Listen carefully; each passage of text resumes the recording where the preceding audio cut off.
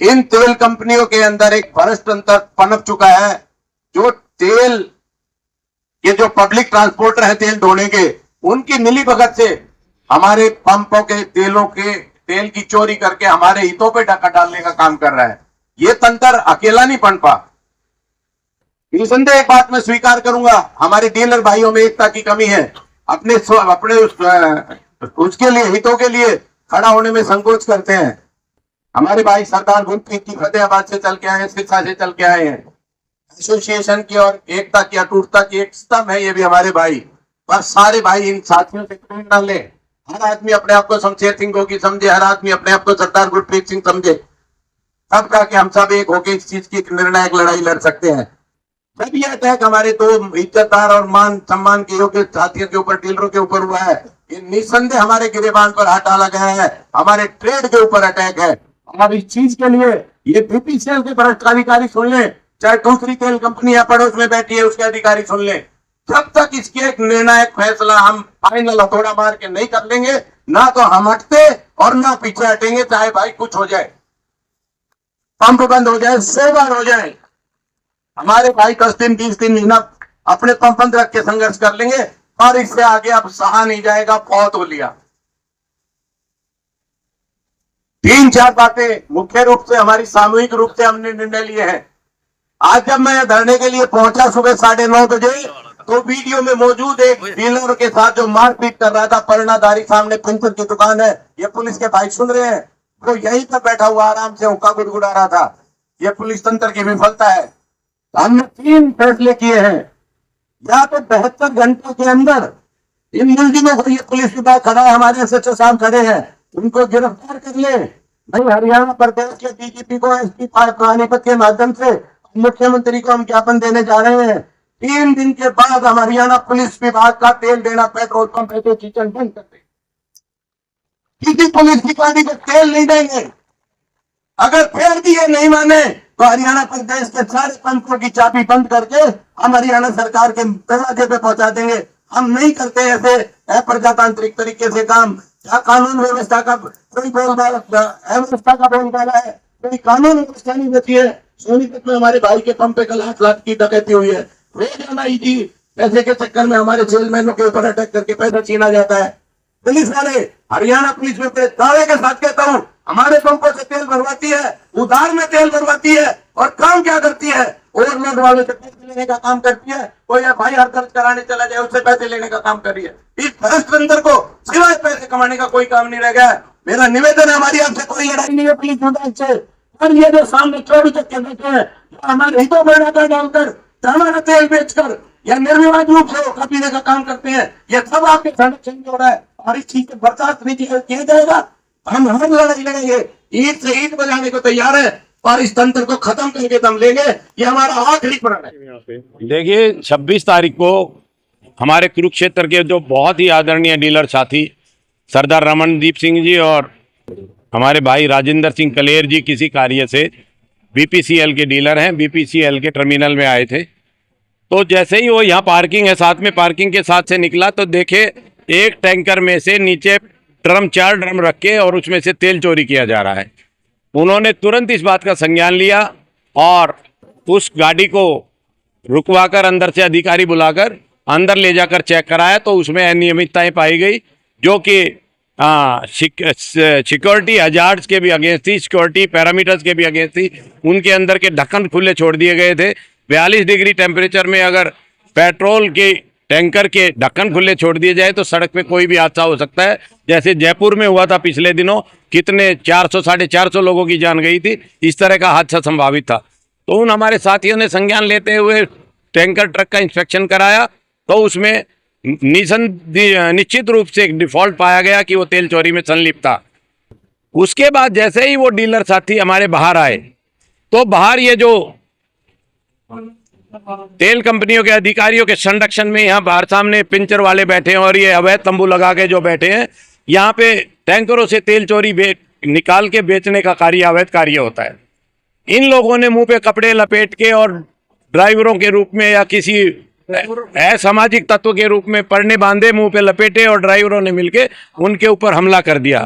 तो हमारे चंद साथी सोनीपत से, यमुनानगर से और अपने कार्यों से आए हुए थे, उन्होंने उन बीच बचाव करके उनको उनकी जान की रक्षा की, अदरवाइज ये उनको जान से मार देते।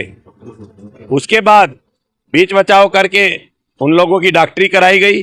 हमारे एक साथी आज भी LNJP हॉस्पिटल कुरुक्षेत्र में एडमिट है, उनको अटैक आया है, इसी सदमे में उनको चोट है, उनको इंजरी है, तो आज भी वो हॉस्पिटलाइज हैं। उसके उल्टा, उसके विपरीत इन ड्राइवरों ने एक फर्जी दरखास्त लिख के, फर्जी खरोच वरोच मार के खानपुर PGI में रेफर करा के वहां लेटा हुआ है। पुलिस को पता है कि ये दरखास्त फर्जी है, ये चोट फर्जी है, पुलिस फिर भी उस कल्प्रिट को अरेस्ट करने में नाकाम रही है। आज इसका चीज को हम 72 घंटे बाद petroleum dealer welfare association Haryana ने इसका संज्ञान लिया है। आज हम हरियाणा भर के हमारे डिस्ट्रिक्ट एसोसिएशन की टीमें यहाँ पे पहुंची हैं, जिसमें हमने निर्णय लिया है कि 2 ट्रांसपोर्टर जो BPCL के हैं, प्रिंस रोड लाइन और बाबा सीतानाथ ट्रांसपोर्ट कंपनी, इनको तुरंत प्रभाव से ब्लैकलिस्ट कराया जाए, जिसके टैंकरों में से तेल चोरी होता है। और BPCL के जो वरिष्ठ अधिकारी इसमें लिप्त है, उनके नाम भी हमने मैनेजमेंट को दे दिए हैं। उनको FIR में लिप्त कराकर उनको मुकदमे का हिस्सा बनाया जाए, उनकी अरेस्ट की जाए। ये 2 मुख्य मांगे हैं। अगर फिर भी इन मांगों पर BPCL अमल नहीं करती है और दोषियों को पुलिस अरेस्ट नहीं करती है, तो आगामी 72 घंटे के बाद petroleum dealer welfare association Haryana ने यह निर्णय लिया है कि हम पुलिस की गाड़ियों को उधार में तेल देना बंद कर देंगे। हम भी पुलिस विभाग की जो गाड़ियां आपके पीछे खड़ी हैं, ये जो हमारे कानून के रक्षक खड़े हैं, हम 19 करोड़ रुपए आज पेट्रोल पंप डीलरों ने इस डिपार्टमेंट से लेना है। हम 19 करोड़ की उधार देकर इनसे अपनी रक्षा करवाते हैं। अगर ये सहयोग नहीं करेंगे तो हम भी असहयोग पर उतर आएंगे, हम उधारी में तेल देना बंद कर देंगे।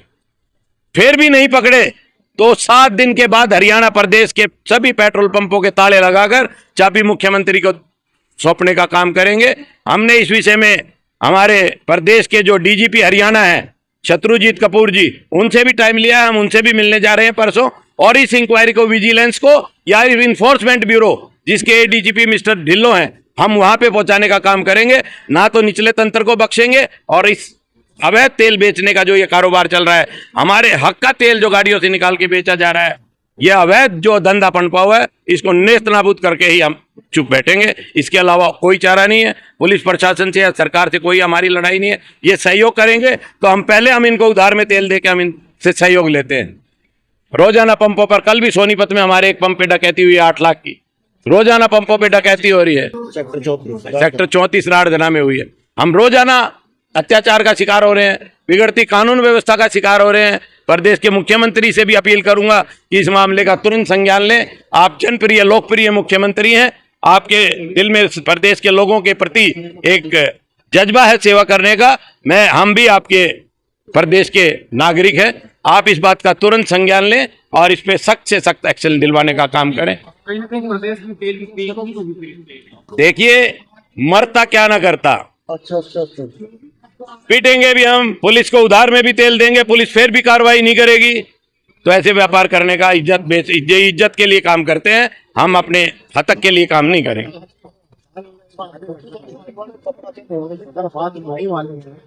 जैसे एम्बुलेंस वगैरह है या कुछ ऐसी इमरजेंसी स्कूल वैन्स को, एम्बुलेंस को, ब्याह शादी की बारात की गाड़ियों को, शव वाहन को हम तेल देना जारी रखेंगे। अगर हड़ताल करनी पड़ती है तो भी जो इमरजेंसी सर्विसेज है हम उनको बाधित नहीं करेंगे, ना पहले किए कभी। हमने पहले भी प्रदेश बंद किया है, कभी हमने इन इमरजेंसी सेवाओं को बाधित नहीं किया। यहाँ पे 2 दिन पहले कंपनी के अफसरों ने चोरी का अड्डा खोल रखा है यहाँ अपने ही अंदर। डीलर का तो 1 रुपया कम हो जाए तो गाड़ी नहीं भरेगी, और यहाँ बाहर निकलते ही 100 लीटर तेल निकाल लो, कोई फर्क नहीं पड़ता। इसका मतलब कंपनी वाले भी लड़े हुए हैं।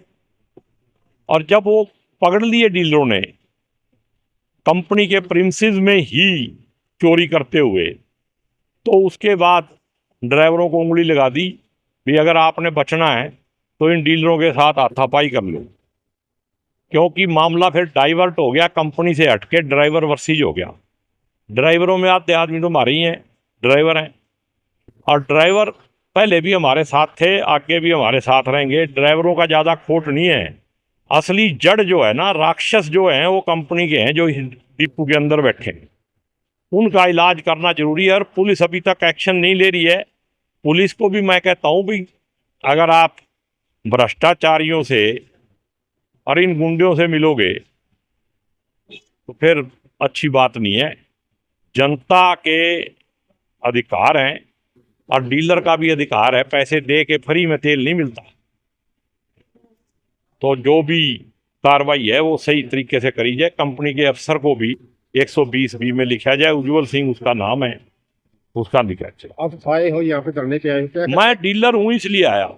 आज मैं कांग्रेस का लीडर होने के नाते यहाँ नहीं आया, एक पेट्रोल पंप वाला होने के नाते यहाँ आया हूँ। अगर हमारे भाइयों पे जुल्म होगा, मैं पहले इस यूनियन का प्रधान था, तो आज भी मेरे को दर्द है। और मेरे को इस बात का भी दर्द है कि ड्राइवर मुकेर इनके बीच में जो खाई बनाई है इन्होंने, ये भी कंपनी की साजिश है। पुलिस को भी अल्टीमेटम दिया गया है। पुलिस को अल्टीमेटम 3 दिन का दिया है जो हमारे प्रधान है संजीव जी, उन्होंने। और पुलिस को कार्रवाई करनी चाहिए। 3 दिन से पुलिस कर क्या रही है भाई? कंपनी के अफसर का नाम लिख दिया तो कोई ये थोड़ी है भाई बड़े बड़े लोगों को अंदर जाना है। ये बहुत लोग कर रहे हैं ना जो ठगी।